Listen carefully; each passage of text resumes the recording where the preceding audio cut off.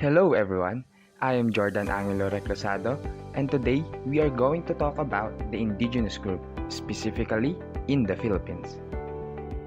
So what is an indigenous group or an indigenous people?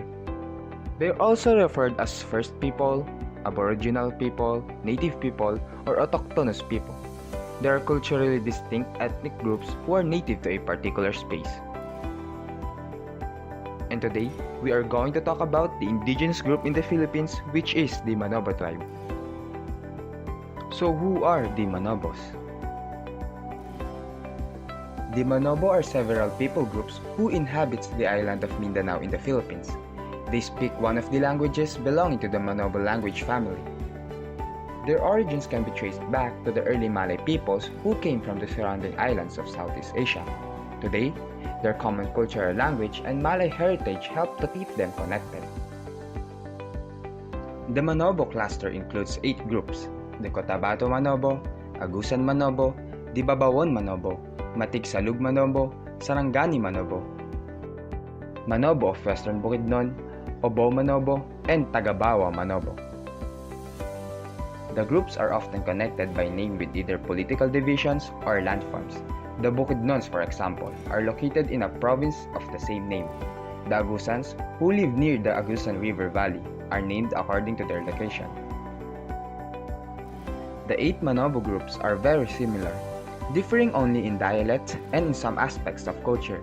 The distinctions have resulted from their geographical separation. The most common lifestyle of the Manobo is that of agriculture. Unfortunately, their farming methods are very primitive. The Cotabato use a farming system called kaingin. This is a procedure in which fields are allowed to remain fallow for certain periods of time so that areas of cultivation may be shifted from place to place. Social life for Manobo is patriarchal or male-dominated. The head of the family is the husband. Another one is polygamy.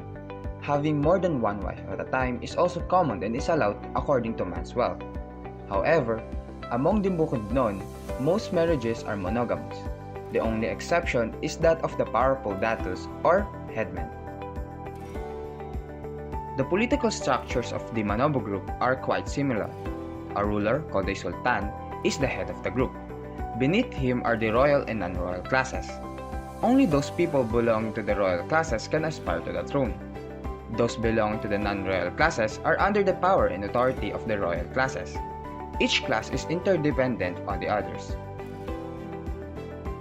The religious beliefs of the Manobo revolve around many unseen spirits interfering in the lives of humans.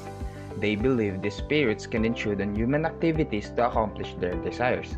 The spirits are also believed to have human characteristics. They have both good and evil in nature and can evoke to both anger and pleasure. While the religious practices of the Manobo varies, there seems to be at least one common thread linking them together. Each culture believes in one great spirit, and this great spirit is usually viewed as the creator figure. The farming techniques used by many of the Manobo groups are primitive. Inefficiency of labor hinders economic growth in their communities. Agricultural development projects are greatly needed to educate them on such things as crop rotation and use of chemical fertilizers.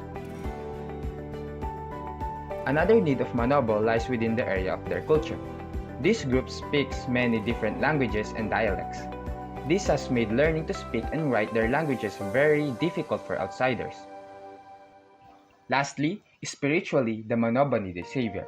They must be told that there is a loving God who longs to make them a part of his family, who will tell them that the great creator spirit is really a father who cares for them. Prayer alone has the power to break through the strongholds of spirit worship. Intercessors are needed to daily stand in the gap and pray for the salvation of these precious people. That is all for the Manobo tribe. If you want to learn more about them, go to this link. Thank you for listening and goodbye.